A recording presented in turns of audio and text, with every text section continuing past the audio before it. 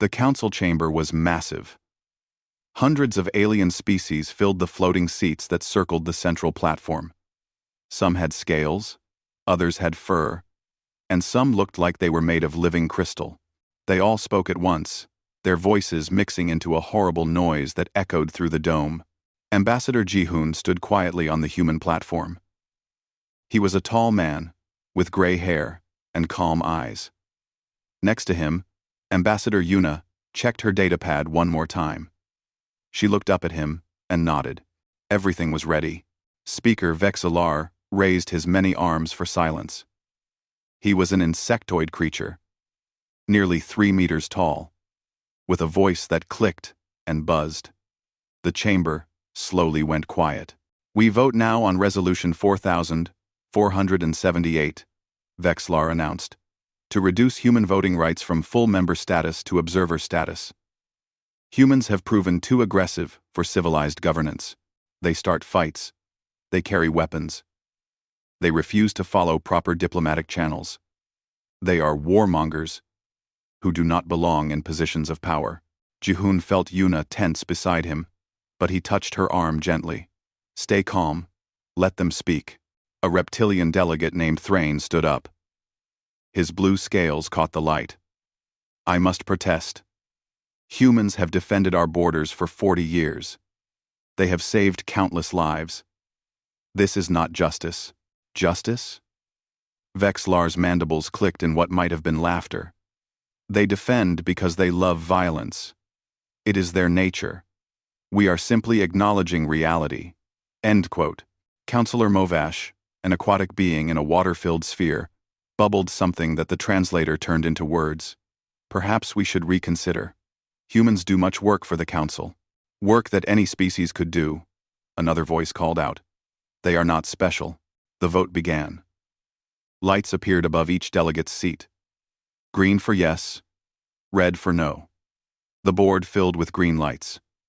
Ji-hoon watched without expression as the numbers climbed. 847 votes for the resolution. Only 3 against. Thrain had voted no. So had Movash. One other delegate, whose name, Ji-hoon, did not know. The chamber erupted in cheers and clicking sounds. Finally, they had put the aggressive humans in their place. Ji-hoon waited for the noise to die down. Then he stepped forward and activated his speaking platform. His voice carried clearly through the chamber. "The human delegation acknowledges the vote," he said simply. "We respect the Council's decision. Therefore, in accordance with Articles 7 and 12 of the Galactic Charter, humanity formally withdraws its membership from the Galactic Council, effective in 72 hours. The chamber went silent. Absolutely silent. Vexillar leaned forward. "You cannot be serious. This is a bluff." "It is not a bluff," Ji-hoon replied. His voice was still calm. "We have prepared the proper documents. All human military forces will withdraw from Council space. All human civilian contractors will terminate their employment. All human diplomatic staff will return home. All human merchants and traders will cease operations in Council territories. This is effective in exactly 72 hours.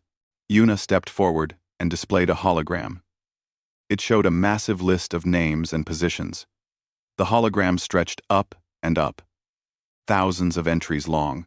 "These are all the positions currently held by humans in Council space," she explained. "Military commanders, defense fleet captains, station engineers, medical doctors, supply chain coordinators, agricultural specialists, communication technicians, water purification experts, power grid managers, waste disposal engineers, emergency response teams, search and rescue units, border patrol, pirate interdiction, asteroid mining coordinators, trade route security, and approximately 400,000 other critical positions." The chamber was still silent. Some delegates had started to look worried. "You are overreacting," Vexillar said, but his voice had lost some of its confidence. "We can fill those positions easily. Ji-hoon smiled, but it did not reach his eyes. Perhaps you can. We have filed all necessary documentation. Every position is listed. Every responsibility is detailed. Every system we maintain is documented. You have 72 hours to prepare. Thrain stood up again. Please, Ambassador Ji-hoon, let us discuss this. The vote was made in anger. We can reconsider. The vote was made democratically, Ji-hoon replied. We respect democracy. The Council has decided that humans are not suitable for full membership. We accept this judgment. We will leave peacefully, but who will defend the Kresh border? A small voice called out from somewhere in the chamber. Ji-hoon turned toward the voice. That is no longer humanity's concern. We defended the border because we were members of the Council. We are no longer members. The Council must defend its own borders now. Who will maintain the medical stations? Another voice asked.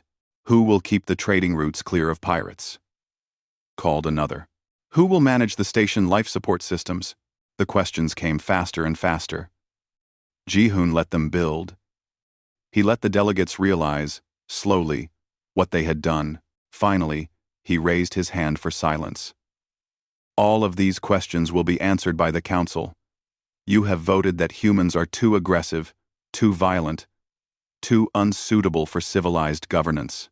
Surely, civilized species can handle these simple tasks better than we could. Vexlar's mandibles clicked rapidly, a sign of agitation. You are being childish. We reduced your voting rights. We did not ask you to leave, and we choose to leave, Ji-hoon said. Humans do not stay where they are not wanted. We do not beg for acceptance. We offered our partnership as equals. You rejected it. We accept your rejection. Yuna deactivated her datapad. The countdown begins now. 72 hours. We suggest the Council begin preparing immediately. Good luck. They turned to leave.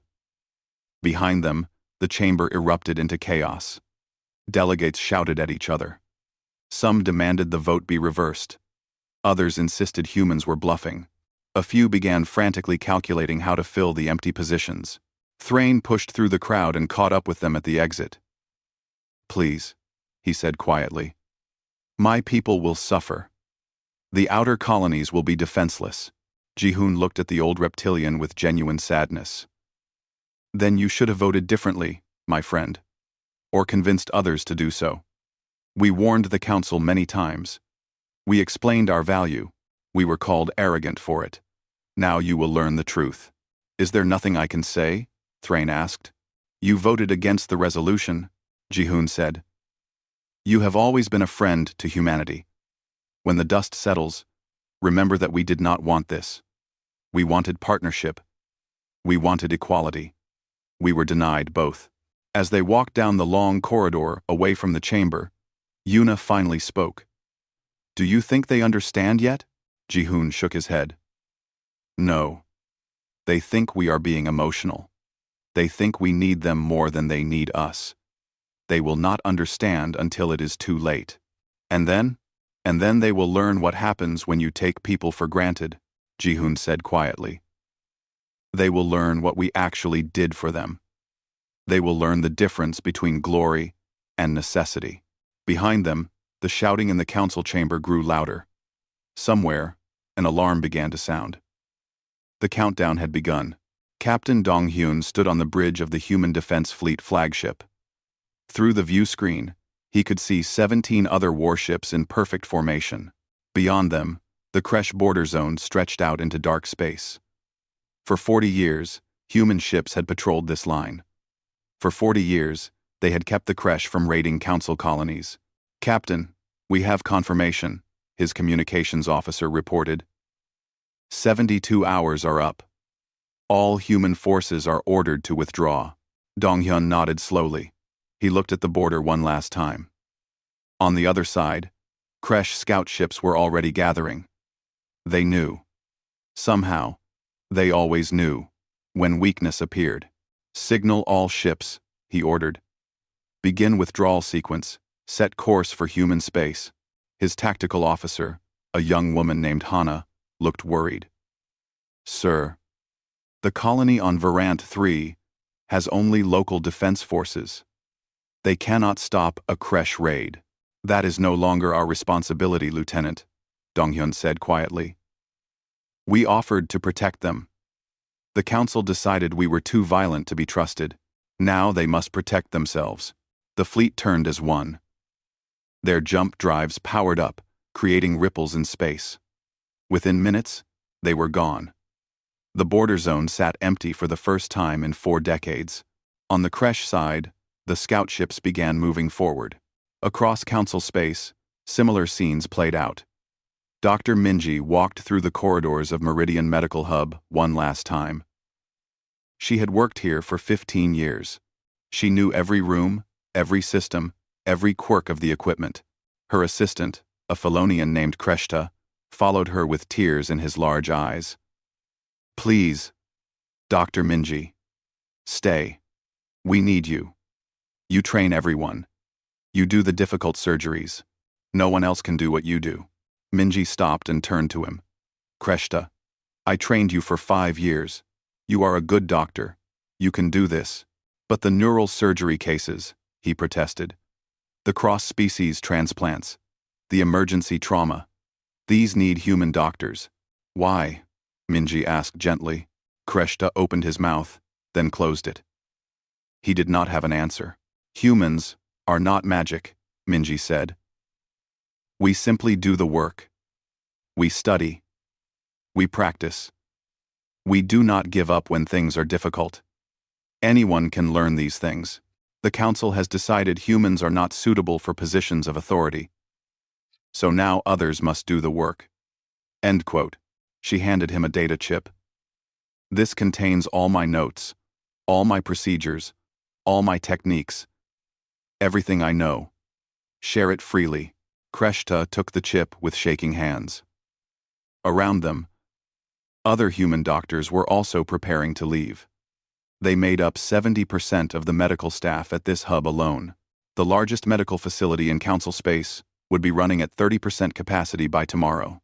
In the lower levels of Station Meridian 7, Engineer Hyun Woo powered down his terminal.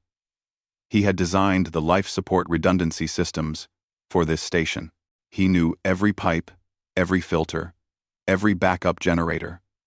He had spent 12 years making sure this station could support 500,000 beings safely.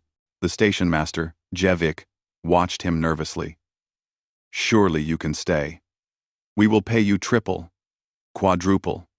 Name your price." "This is not about money," Hyunwoo said. He pointed to a series of screens showing the station's systems. "Everything is documented. See the green indicators? Those show the systems are healthy. If anything turns yellow, check the manual." "But what if we cannot fix it?"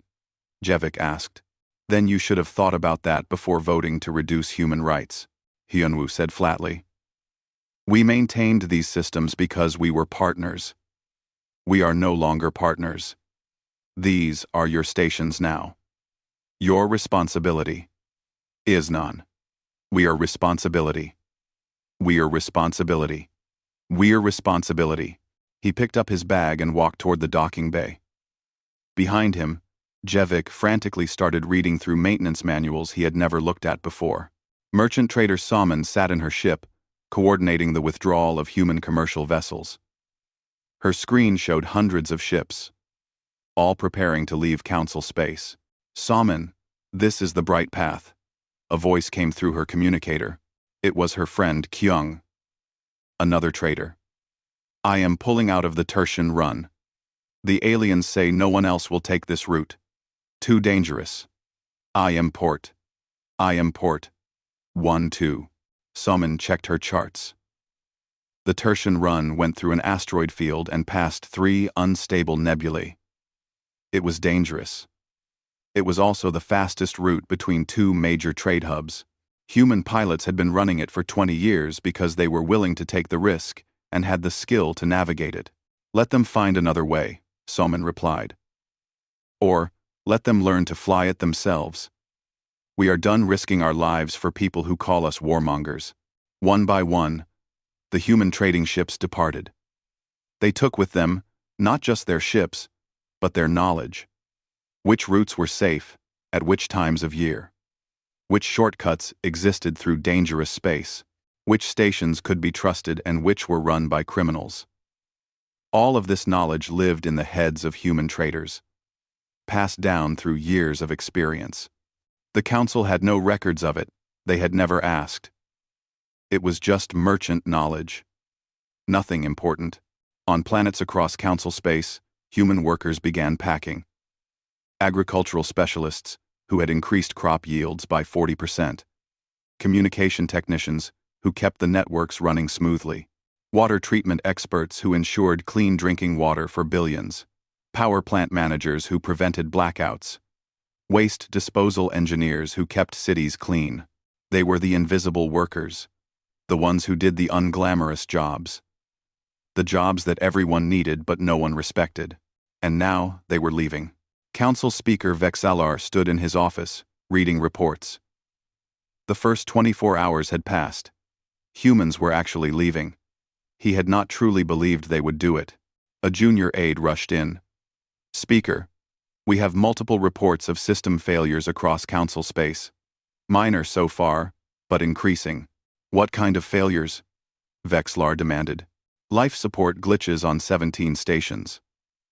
Communication delays in the outer sectors. Several agricultural worlds reporting problems with their irrigation systems. Trading delays on major routes. The aide hesitated.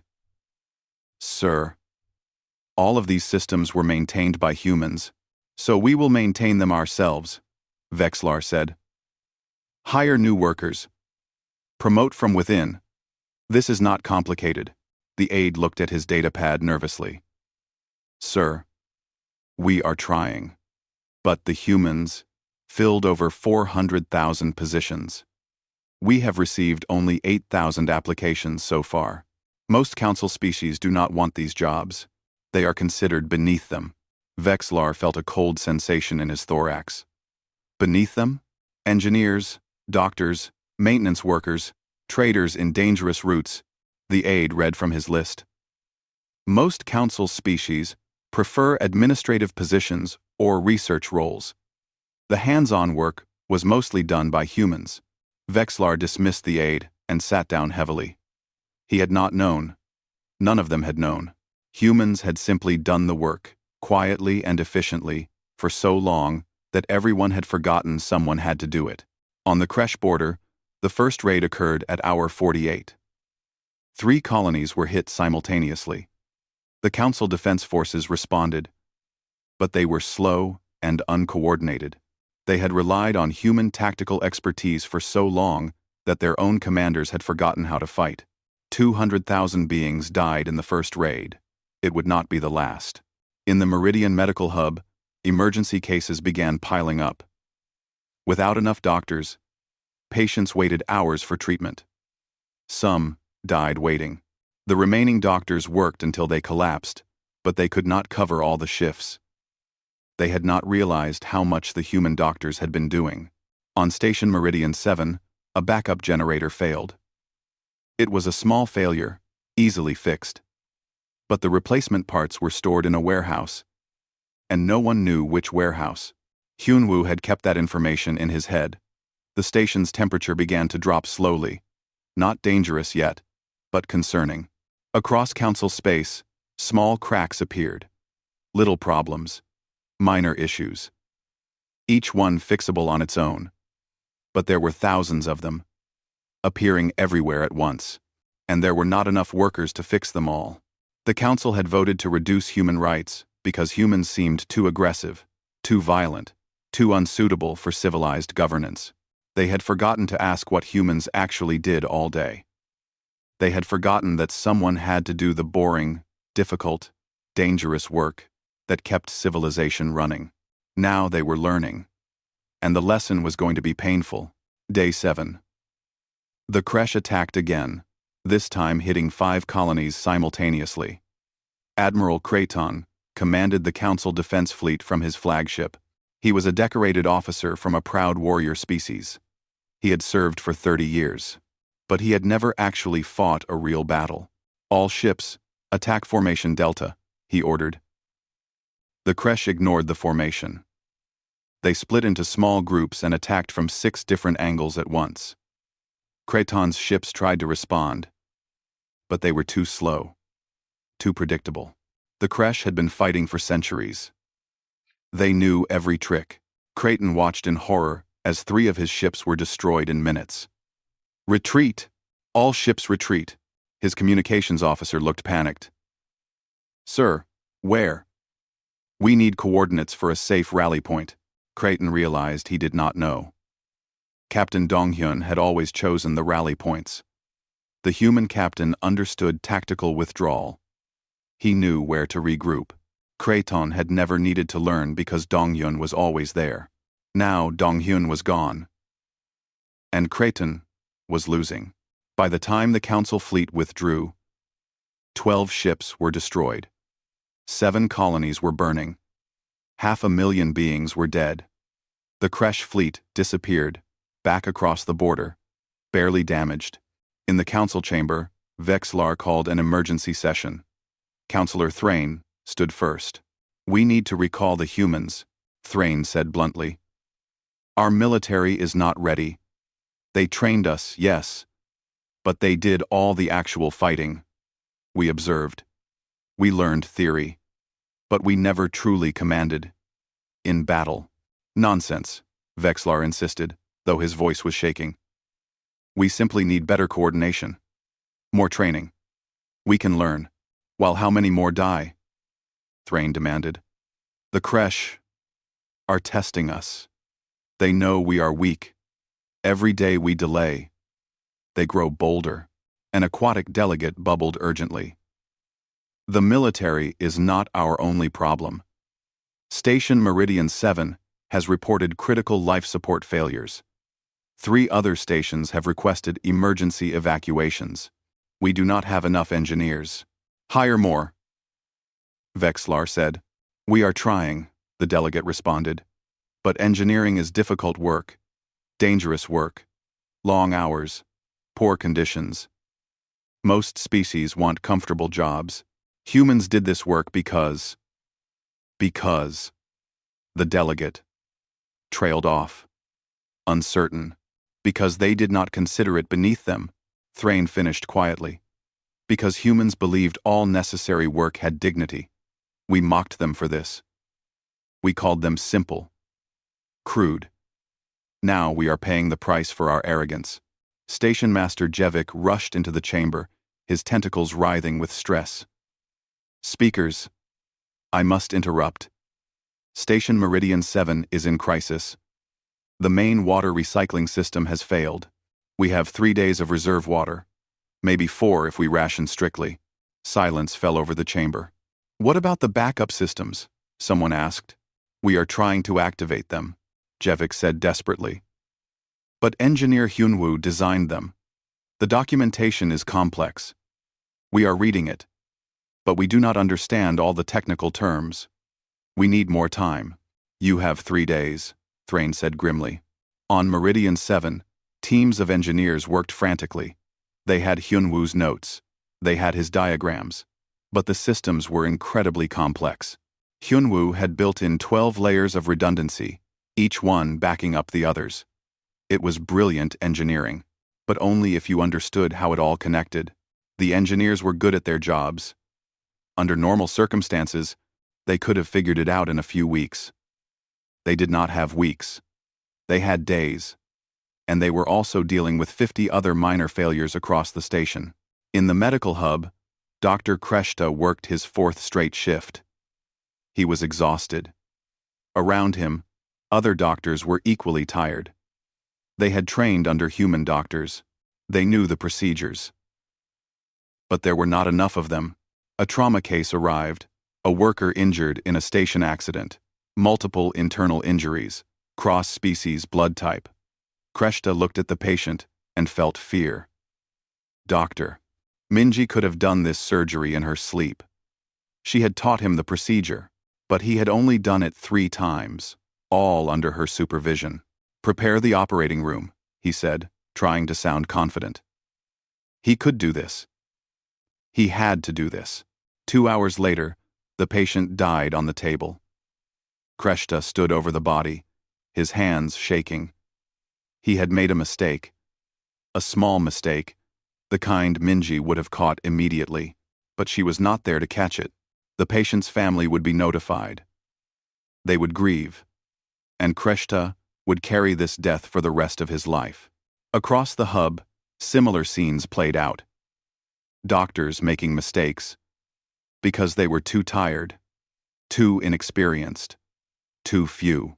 The human doctors had made it look easy because they were skilled and numerous enough to cover all the shifts. Now everyone saw how hard it really was. The merchant lanes were collapsing. Trader Salmon had been right. No one else would fly the dangerous routes. The Tertian run sat empty. Goods that used to take 3 days to ship now took 3 weeks, going the long way around. Prices began to rise. Food became expensive. Medicine became scarce. Luxury goods disappeared entirely. The council economy had been built on efficient trade routes, maintained by human merchants. Without the merchants, everything slowed down. And when trade slows down, people suffer. On the outer colonies, panic was spreading. The Kresh raids continued. Council defense forces lost every engagement. Colonists began packing up, preparing to flee to the inner systems, but there were not enough transport ships. Why? Because half the commercial transport fleet had been human-owned. Councillor Movash approached Thrain privately after another failed defense battle. "We must contact the humans. We must negotiate their return. The council is breaking apart." "Vexlar refuses," Thrain said bitterly. "He insists this is temporary, that we are adjusting, that we do not need humans." "Then Vexlar is a fool," Movash said. The aquatic being's bubble rippled with anger. "I have the casualty reports. 20 raids in 7 days. 43 ships destroyed. 22 colonies damaged or destroyed. Over 2 million dead. This is not temporary adjustment. This is catastrophe." Thrain pulled up a holographic display. The humans filed proper documentation for every role they filled. "I have been reading it. Did you know humans made up 80% of emergency rescue personnel? 90% of hazardous materials handlers? 70% of deep space construction workers?" "I did not know," Movash admitted. "None of us knew," Thrain said. "We saw them in the council chambers. We saw their ambassadors, their delegates. We thought that was what humans did. We did not see the thousands working in the darkness, keeping our stations running, keeping our people safe, doing the jobs we considered too dirty, too dangerous, too boring." A message came through Thrain's communicator. He read it, and his scales paled. "Station Meridian 7 has ordered evacuation. They cannot fix the water systems in time. 500,000 beings are being evacuated to nearby stations, but those stations are already overcrowded because of the colony evacuations." "What about the other critical stations?" Movash asked. Thrain scrolled through his reports. "Station Tertian 3 has power fluctuations. Station Varant Prime has failing air recyclers. Station Kresh Border Outpost is completely abandoned. The crew fled when the humans left. Everywhere I look, I see systems failing. Small failures becoming big failures. And we do not have enough skilled workers to fix them all. Because we looked down on skilled work," Movash said quietly. "We wanted to be administrators, researchers, politicians. We wanted the prestigious jobs. Humans took everything else, and we let them, because we thought those jobs were beneath us." Councillor Vexillar appeared in the doorway. He looked terrible. His exoskeleton was dull. His movements were jerky with stress. "I have just received a message from the Kresh Empire. They are offering to protect our outer colonies, in exchange for tribute and territorial concessions. They are conquering us," Thrain said flatly. "Because we cannot defend ourselves. Summon the human ambassadors, Vexlar said, his voice breaking. Offer them whatever they want. Full voting rights, council seats, financial compensation. Just get them to come back. Thrain accessed the communication system. He sent messages to every human diplomatic channel. Emergency priority. Requesting immediate negotiations. Every single message bounced back. Undeliverable. The humans had closed their borders. They were not accepting communications from Council space. They had warned the Council. They had explained their value. They had been dismissed as arrogant. Now they were gone, and they were not coming back easily. The Council had made its choice. Now it would live with the consequences. Week 3. The situation was no longer a crisis. It was a complete collapse. The Kresh Empire had advanced 300 light-years into Council territory. 40 colonies had fallen. 10 million beings were dead. Council forces had stopped trying to fight. They simply evacuated whoever they could and retreated. Admiral Creton had been relieved of command after losing half his fleet. The new admiral, a Therian named Volusk, was not doing any better. The Council military had been built on human expertise. Without humans, it was just expensive ships with crews who did not know how to use them effectively. On Varant Prime, once a thriving trade world with 8 million residents, the last evacuation ships were departing. The planet's power grid had failed completely. The backup generators had run out of fuel because the fuel shipments had stopped coming. No human merchants meant no reliable trade routes. No reliable routes meant no supplies. No supplies meant the colony could not function. Governor Teklar stood in the empty spaceport and watched his world die. He had governed here for 20 years. It had been a beautiful world. Prosperous, safe, happy. Now it was dark, cold, abandoned. "Governor, we must go," his aide urged.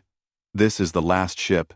Teklar took one last look at his office building, now a dark silhouette against the twilight sky. "I voted for the resolution. You know, to reduce human rights. I thought they were too aggressive, too pushy. I thought we would be better off putting them in their place." His aide said nothing. "I was a fool," Teklar said quietly. He boarded the ship. In the council chamber, only half the delegates remained. The others had fled to their homeworlds, abandoning the council entirely. Several species had formally withdrawn their membership. The Galactic Council, once a proud alliance of 800 species, was fracturing into isolated pockets. Councillor Thrain addressed the remaining delegates. His voice was weary. "We have lost contact with the Outer Rim entirely. 43 stations have been evacuated. 12 have been destroyed. The Kresh control over 400 star systems. Our military is in full retreat. Our economy has collapsed. Our infrastructure is failing everywhere. And we still cannot contact the humans. Try harder," someone shouted from the back. "We have tried everything," Thrain roared. His calm demeanor finally cracked. "We have sent 10,000 messages.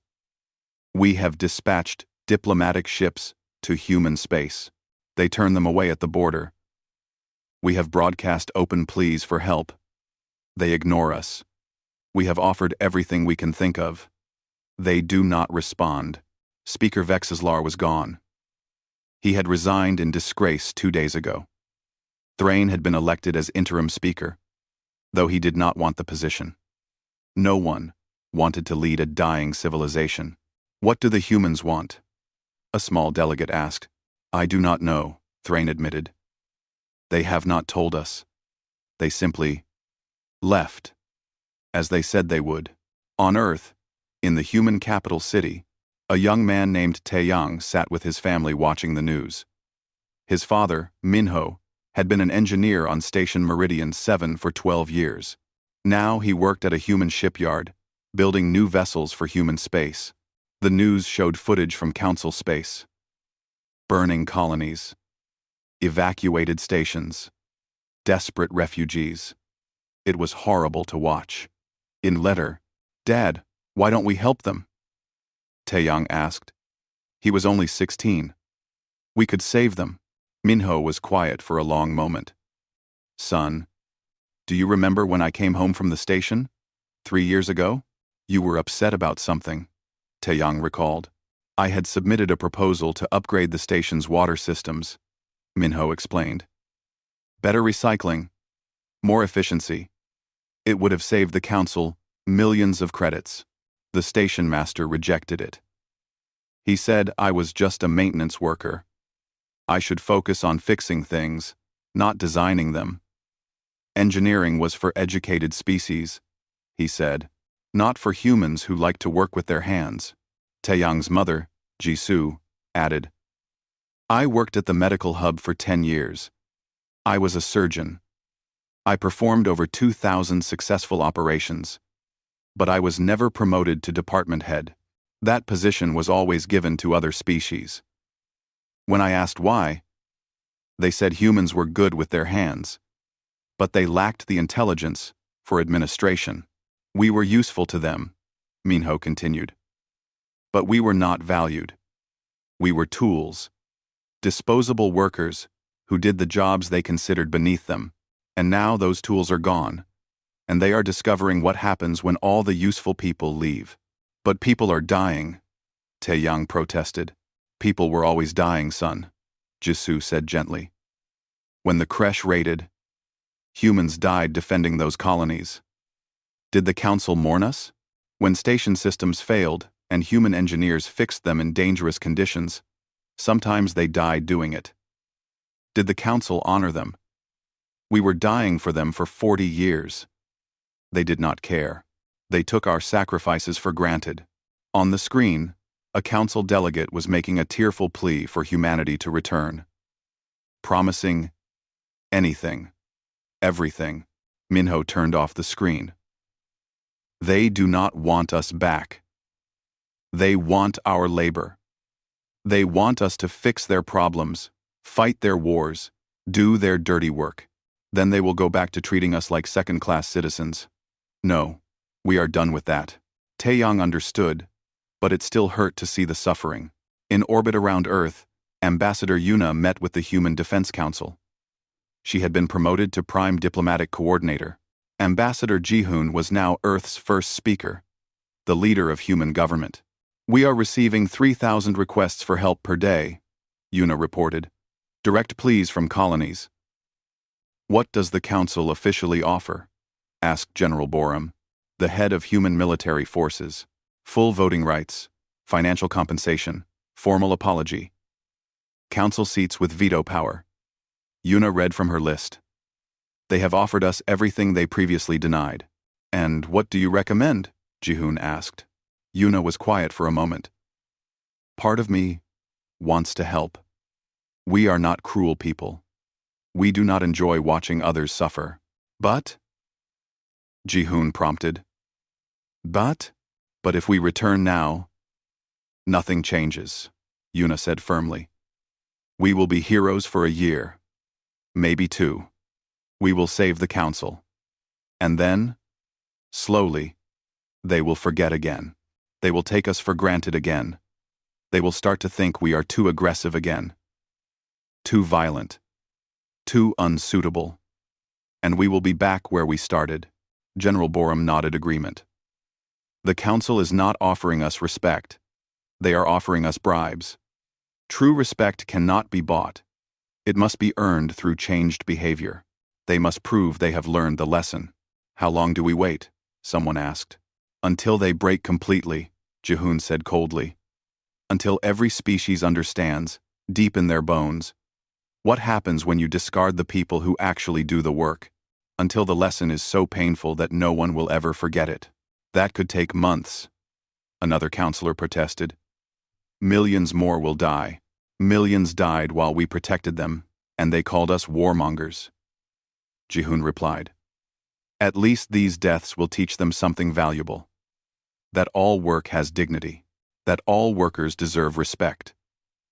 That you cannot have civilization without the people who build it, maintain it, and defend it. The room fell silent. It was harsh, but it was true. Counselor Thrain made one more attempt. He took a small personal ship and traveled to the human border. He went alone, without telling the council. It was probably illegal. He did not care. At the border, a human patrol ship intercepted him. "This is human space. You are not authorized to enter. Turn back. I must speak with your leaders," Thrain transmitted. "I am Counselor Thrain. I voted against the resolution. I tried to stop this. Please. My people are dying. Many peoples are dying. We need help." There was a long pause. Then, a voice he recognized. "Captain Dongyun, Counselor Thrain. I remember you. You were always fair to us. Captain, please. You know me. You know I speak truth. The council has collapsed. The Kresh are conquering everything. Billions will die if this continues. Then they will die," Dongyun said, his voice sad but firm. "Counselor, you warned them. I warned them. Every human warned them. They did not listen. They thought they were superior, that they could discard us and feel no consequences. They were wrong. Now they must learn from that mistake." "At what cost?" Thrain cried out. "At whatever cost is necessary," Dongyun replied. "Go home. Counselor, protect your own people. The humans cannot save you. You must save yourselves." The transmission ended. Thrain sat in his small ship, staring at the human border. Beyond it was safety, order, prosperity. The humans had built a strong civilization. They did not need the council. Behind him was chaos, death, collapse. The council had destroyed itself through arrogance. Thrain turned his ship around and headed home. To whatever home remained. 6 months had passed since humanity left the council. What remained of galactic civilization bore no resemblance to what came before. The Kresh Empire now controlled half of former council space. They had stopped their advance not because the council stopped them, but because they had conquered everything worth taking. The remaining species huddled in isolated pocket states, each one barely surviving. Station Meridian 7, once the pride of the council, was a dead hulk drifting in space. They had never fixed the water systems. 500,000 beings evacuated. Many died in the chaos. The station was now just scrap metal and frozen corridors. The medical hub had closed entirely. Without enough doctors, without supplies, without the infrastructure to support it, the great hospital had simply shut down. Dr. Kreshta had fled with other refugees to his homeworld. He still had nightmares about the patients he could not save. The outer colonies were gone. Some destroyed by the Kresh. Others simply abandoned when their life support failed and no one could fix it. Hundreds of billions of beings had died or been displaced. It was the worst catastrophe in recorded galactic history, and it had all started with a single vote. A vote to put humans in their place.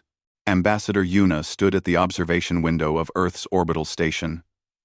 She could see diplomatic ships approaching. Dozens of them. Representatives from what remained of the council species.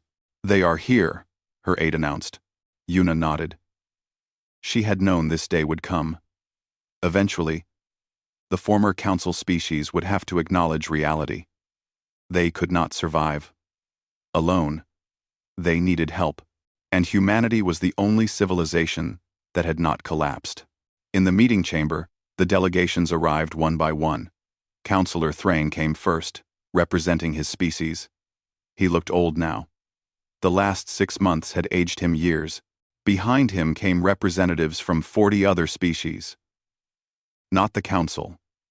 The council did not exist anymore. These were just desperate survivors. Ambassador Jihoon entered the chamber last. He was Earth's first speaker now. The leader of humanity's government. Next to him walked Yuna. As prime diplomatic coordinator, Thrain stood. First speaker Jihoon. Coordinator Yuna. On behalf of the assembled species, I thank you for agreeing to meet with us. Jihoon nodded acknowledgement but said nothing. Thrain continued, his voice heavy with emotion. We come to ask for help. Not as the Council. The Council is dead. We killed it through our own arrogance and stupidity. We come as individual species who are dying, who need food, medicine, protection, technology. Everything we took for granted when humans provided it. You want us to save you, Yuna said. It was not a question. Yes, Thrain admitted. We have nothing to offer in trade. Nothing you need. We come as beggars. But we ask anyway. Because we have no other choice. Ji-hoon walked to the center of the chamber. Do you know why humanity agreed to this meeting? The delegates shook their heads. Not because we enjoy watching you suffer, Ji-hoon said. Not because we want revenge. We agreed to meet because we believe the lesson has been learned. Tell me, Counselor Thrain, what lesson have you learned? Thrain stood straight despite his exhaustion. We learned that all work has dignity. That the beings who maintain the sewage systems are as important as the beings who write the laws. That the soldier who stands guard is as valuable as the diplomat who negotiates peace. That civilization is built on the backs of those who do the difficult, dangerous, unglamorous work. He paused, then continued. We learned that humans are not aggressive or violent. You are competent. You were willing to do what needed to be done. We mistook your capability for aggression. We mistook your confidence for arrogance. We were wrong about everything. And what do you promise if we help you? Yuna asked. We cannot promise anything, a small delegate said. It was Governor Teklar, the one who had watched Varant Prime die. We have no power to make promises. Our governments barely exist. All we can offer is our gratitude and our commitment to rebuild our societies on better principles. Ji-hoon looked at Yuna. She gave a small nod. Humanity will help you, Ji-hoon announced. But not as the Council.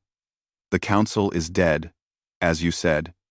We will help through individual treaties with each species. Bilateral agreements based on mutual respect and mutual benefit. Hope flickered in the delegates' eyes. But understand this, Yuna added, her voice hard. We will not return to the old ways. Humans will not be your servants. We will not be your invisible workforce. We will be partners, equals. Any species that treats us as lesser will receive no help from us. Is this understood? Every delegate nodded frantically. We want this in writing, Thrain said. We want treaties that enshrine equality. We want it taught in our schools. We want our children to know what happens when you take people for granted. We want them to remember this catastrophe forever. Ji-hoon smiled slightly. Then, let us begin negotiations. Over the following weeks, humanity deployed aid fleets. Human doctors returned to the medical facilities, but this time as respected professionals, not as workers doing jobs others considered beneath them.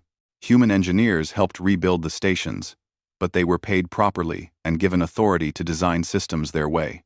Human military forces pushed back the creche, but they did so as allied forces, not as disposable soldiers. Young officer Nari commanded one of the defense fleets that returned to the border.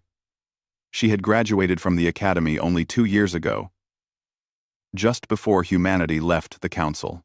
Now, she was a captain, leading mixed crews of humans and aliens. Her tactical officer was a Therian named Volusk Jr., the son of the admiral who had failed to defend against the creche. The young officer was eager to learn. Captain Nari, why do we patrol this sector in this pattern? He asked. Nari explained the tactical reasoning. She did not dismiss his question or tell him to just follow orders. She taught him, because that was what good officers did. Volusk listened carefully and asked intelligent follow-up questions. He was not content to let humans do all the thinking. He wanted to learn, wanted to be capable himself. This was the difference. Before, the Council had been content to let humans do everything. Now, the surviving species wanted to learn, wanted to be partners, not dependents. On the rebuilt Meridian Medical Hub, Dr. Kreshta worked alongside a human doctor named Soyeon. She was teaching him an advanced surgical technique. She was patient, thorough, respectful. You have good instincts, Soyeon told him. With practice, you will be excellent at this. Kreshta felt a weight lift from his heart. He had been afraid he would never be a good surgeon after all his failures during the collapse. But Soyeon did not judge him for his past. She helped him improve. Thank you, Dr. Soyeon, he said quietly. Soyeon paused in her work. We did not come back for the council, Kreshta. We came back for beings like you. Beings who want to learn. Who want to be better. That is worth saving. 10 years passed. The galaxy had changed completely. The Kresh Empire had been pushed back to its original borders through combined human and alien military action. The former council species had rebuilt, but differently. Smaller, more humble, more grateful. There was no Galactic Council anymore. Instead, there was a federation of equals. The Human Federation, it was called, though it included dozens of species. Every member had equal voting rights. Every member contributed to defense, to infrastructure, to the common good. No one species did all the work, while others reaped the benefits. In the capital city, a massive memorial stood in the central plaza. It listed the names of all those who died during the collapse. Billions of names. It took hours to walk past them all. At the base of the memorial, an inscription read, "Here are remembered all those who died, because we forgot that civilization requires everyone's contribution. May we never forget again." Councillor Thrain, now very old, visited the memorial every year on the anniversary of the vote. The vote that had destroyed everything. He would stand there for hours, reading names, remembering. One year, Ambassador Ji-hoon, also old now, found him there. "You still come here?" Ji-hoon observed. "I will come here until I die," Thrain replied.